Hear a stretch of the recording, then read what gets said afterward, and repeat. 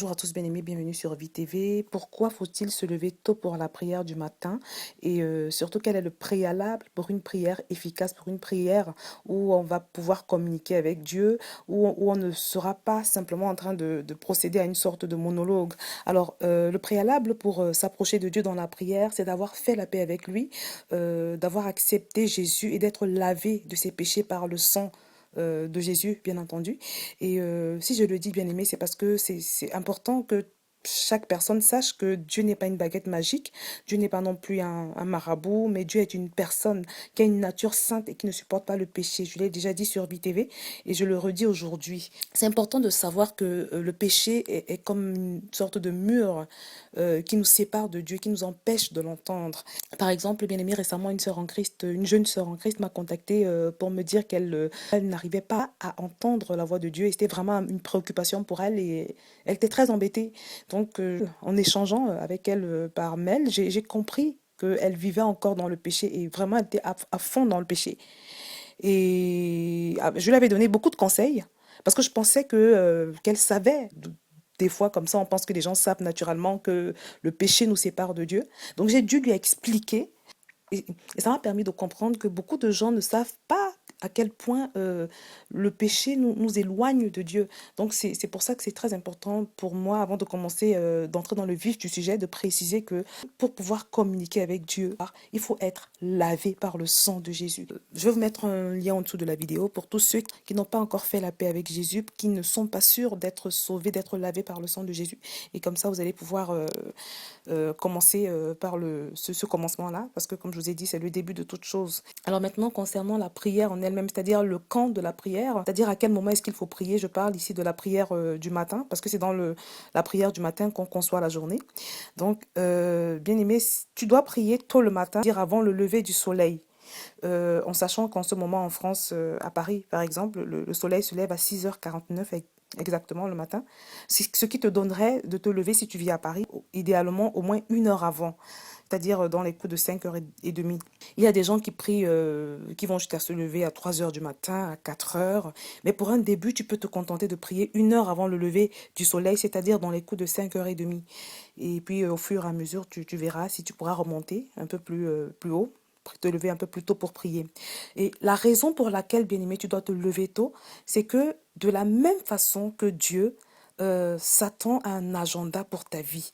La parole de Dieu nous dit que les plans de Dieu pour nous sont des plans de bonheur et non de malheur, c'est des plans de paix. Sache également que Satan a un agenda pour toi, il a des plans, il a des prévisions, il a des projets pour ta vie, pour ta famille, pour ta nation, pour ton pays, pour la terre entière. Satan a des plans, il a des projets et il travaille dur pour pouvoir atteindre ses objectifs. Et le royaume de Satan travaille essentiellement la nuit.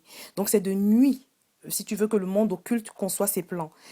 Et d'une manière générale, rien n'arrive dans le monde naturel sans avoir été conçu auparavant dans le monde spirituel.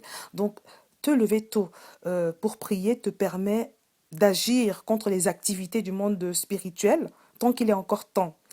Vous savez, il y a des tragédies, des catastrophes qui peuvent être évitées par la prière. Par ta prière, tu peux aller dans le monde spirituel, bloquer ou empêcher ce que l'enfer avait prévu contre ta destinée, ta famille, ta société, ainsi de suite.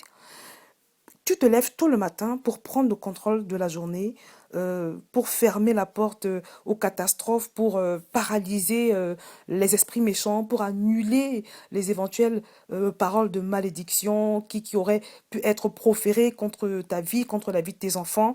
Tu dois pouvoir dévancer l'aurore afin de remplir ta journée de paroles de bénédiction. Bien aimé, il y a quelque chose de puissant dans la prière de l'aurore. La Bible déclare que la bonté de notre Dieu se renouvelle chaque matin.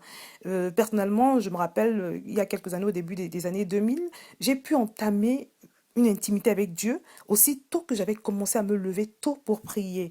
Donc, c'est très important que tu saches que prier à l'aurore, avant le lever du soleil, n'est pas pareil que prier à 10h, à 9h, ou à 16h, ou à 20h. Ce n'est jamais pareil. Et je voudrais également te dire, mon frère ou ma soeur, que se lever tôt pour adorer le roi des rois, le Seigneur des seigneurs, n'est pas une contrainte, mais c'est un privilège. Parce que tu te mets dans des conditions de pouvoir toucher à ta source de paix, à ta source de lumière, à ta source de liberté, à ta source de force. C'est un privilège, bien-aimé. Alors, le fait de te lever tôt le matin permet que avant que les gens ne tombent dans leurs accidents, avant que ce que le royaume des ténèbres a préparé s'accomplisse, toi, tu auras déjà tout contrecarré dans la prière, tout annulé dans la prière. Alors, l'aurore symbolise la fidélité de Dieu. Et laisse-moi te dire, pour toi qui penses que tu ne sais pas prier, parce que beaucoup de gens me disent à chaque fois qu'ils ne savent pas prier, veulent savoir comment on prie. Pour toi qui penses que tu ne sais pas prier, sache que tu honores ton Dieu. Si tu te réveilles à l'aurore, juste pour lui dire, par exemple, que tu l'aimes, juste pour lui chanter des cantiques, c'est que c'est quelque chose d'extraordinaire déjà. Et ne sois pas étonné que tu aies une visitation pendant ce moment-là. Un autre exemple encore, quand tu pries pour le gouvernement du pays où tu vis, par exemple, avant l'aurore, cela peut avoir pour effet que avant que les ministres de ton pays ne se lèvent pour prendre des décisions, des décisions influencées par Satan, toi tu auras déjà prié. Avant que les œuvres du diable s'accomplissent, tu auras déjà véhiculé le plan de Dieu par tes proclamations, tu auras déjà soumis toutes les pensées captives de ces personnes-là à l'obéissance de Christ.